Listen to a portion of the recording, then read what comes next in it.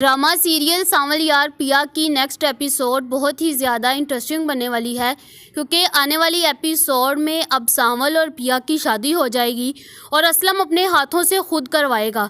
जैसे ही अलियार को पता चलेगा कि इन दोनों की शादी हो रही है, वो अपने बाप के पास जाएगा और उसे सब कुछ बताएगा और उसे कहेगा कि बाबा ये सब कुछ आपकी वजह से हो रहा है, आज मेरी मोहब्बत किसी और की हो रही है।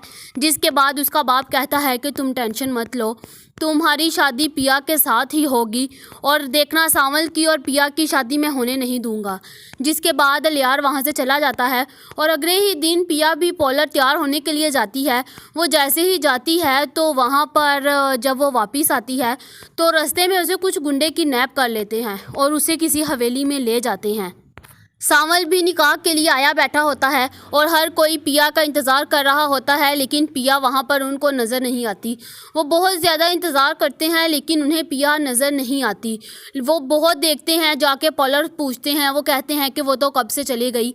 जिसके बाद उसी वक्त टीपू को कहता है सांवल कि जल्दी से इसकी लोकेशन ट्रेस करो। जिसके बाद लोकेशन ट्रेस करते हैं तो वो किसी सुनसान जगह पर एक कमरे में बैठी होती है और जैसे ही सांवल अपने गुंडों को लेकर उसके पास पहुंचता है तो आगे अलियार के साथ पिया का निकाह हो रहा होता है और ये सब कुछ दाऊद कर रहा होता है। जैसे ही सांवल को पता चलता है तो वो बहुत ज़्यादा गुस्से में उनको मारने की कोशिश करता है, लेकिन दाऊद के बंदे उसको बहुत ज़्यादा मारते हैं।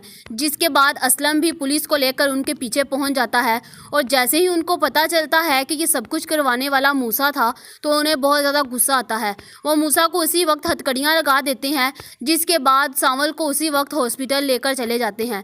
जिसके बाद सांवल भी ठीक हो जाता है और अगले दिन इनकी पेशी होती है और पेशी में सारे सबूत इकट्ठा होते हैं, जहां पर साफ साफ लिखा होता है कि असलम को बेगुनाह साबित कर दिया गया है और सारा का सारा कसूरवार मूसा है। जिसके बाद मूसा को उम्र भर की सज़ा हो जाती है और फिर अलियार भी इनके घर आता है और कहता है कि हमें माफ़ी दे दो। जिसके बाद असलम कहता है कि पहले तो ये पिया को किडनैप कर लिया गया था ना, अब मैं खुद मौलवी को बुलाऊंगा, तुम दोनों की रुखसती करूंगा। जिसके बाद असलम उसी वक्त मौलवी साहब को बुला लेता है और उसे कहता है कि इनका निकाह पढ़ दो। जिसके बाद मौलवी निकाह पढ़ते हैं, लेकिन अभी पिया थोड़ी डरी हुई थी क्योंकि वो अभी अपनी पहली मोहब्बत भूल नहीं पा रही थी। जिसके बाद मौलवी के दूसरी दफ़ा पूछने पर वो कहती है कि जी हाँ, मुझे ये निकाह कबूल है और इन दोनों की शादी हो जाती है और ये दोनों खुशी खुशी अपने घर जाते हैं। और अलियार को भी बहुत ज़्यादा गुस्सा आता है और शर्मिंदगी भी होती है, उसके बाप की वजह से सब कुछ हुआ। वो उनसे सॉरी करता है और किसी और मुल्क में चला जाता है क्योंकि वो कहता है कि अगर मैं इस मुल्क में रहूँगा तो मेरा आमना सामना इनसे होता रहेगा और फिर मैं अपने आप को माफ़ नहीं कर पाऊँगा। जिसके बाद वो कहता है कि मुझे ये मुल्क छोड़ना ही चाहिए। वो इस मुल्क को छोड़कर कहीं और चला जाता है और मूसा को भी सज़ा हो जाती है और अब पिया और सांवल दोनों अपनी ज़िंदगी का खुशी खुशी से इस्तकबाल करते हैं और बहुत ज़्यादा खुश रहने लग पड़ते हैं।